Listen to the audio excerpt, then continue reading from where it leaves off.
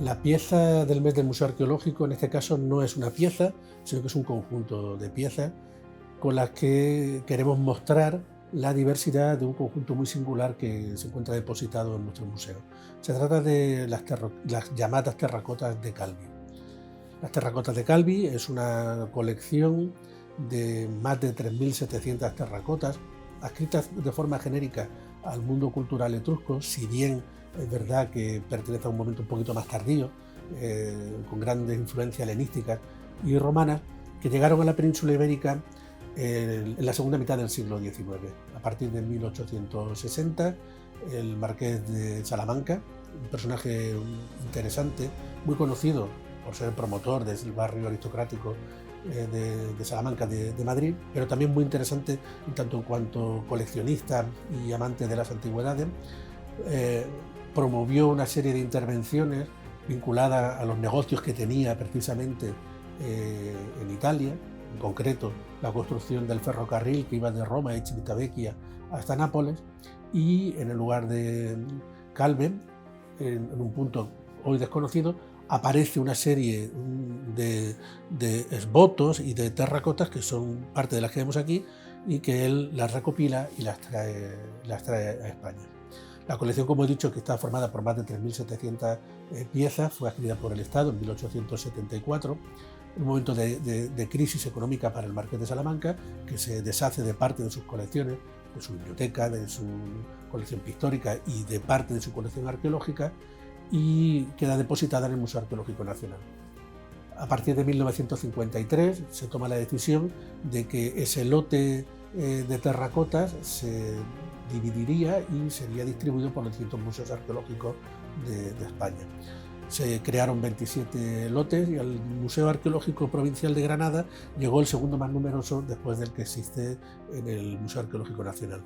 Está formado por algo más de 130 piezas, aquí podemos ver parte de ellas, y hemos hecho una selección pues, para mostrar un poco la naturaleza y el contenido de este conjunto. Desconocemos su contexto arqueológico, no tiene contexto arqueológico, y aunque algunas de ellas han sido publicadas, realmente siguen siendo un conjunto que requiere de un análisis bastante más profundo.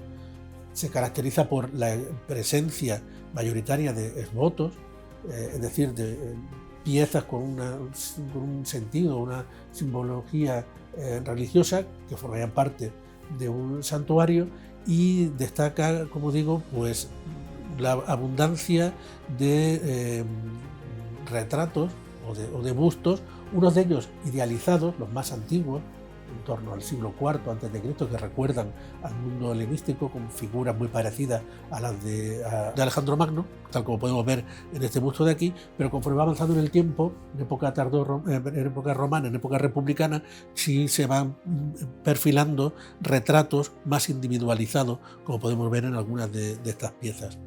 El conjunto se completa con un grupo de máscaras o en otra serie de elementos, como son las manos, o sobre todo, que es lo que más es abundante en esta colección con respecto a los esbotos, los pies. Normalmente este tipo de piezas se relacionan con ofrendas de tipo religioso o de tipo mágico para favorecer el tránsito o los viajes.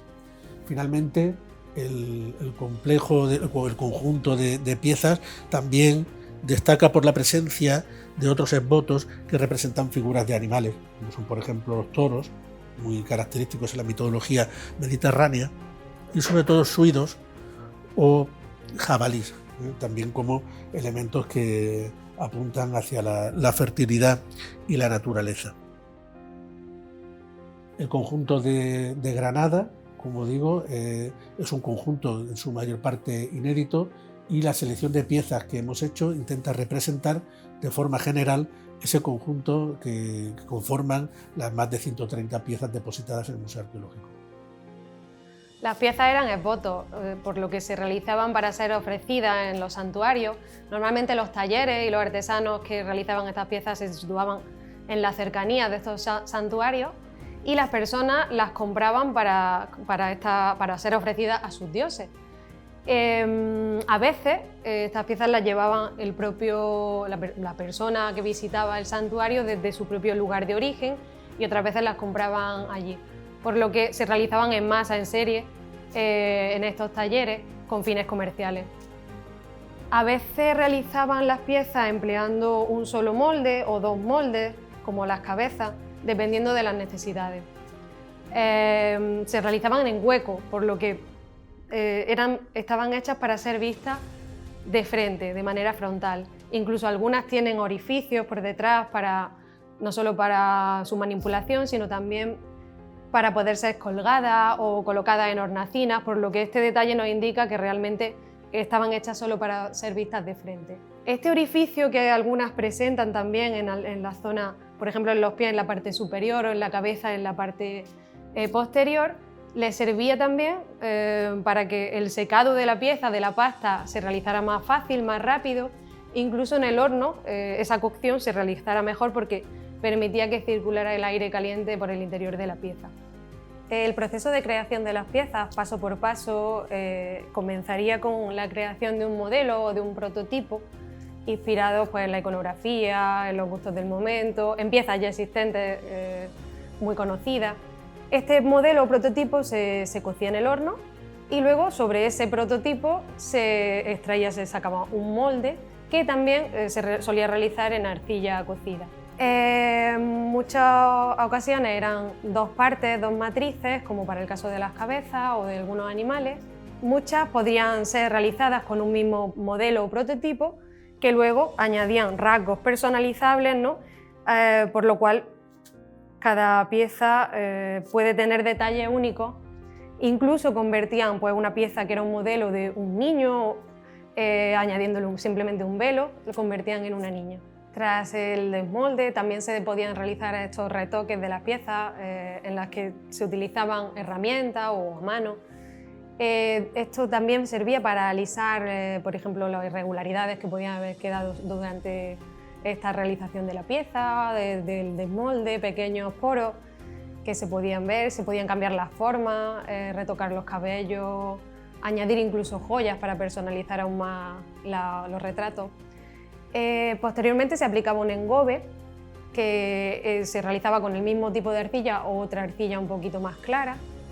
Esto también les proporcionaba una superficie más lisa para posteriormente poder policromar la pieza.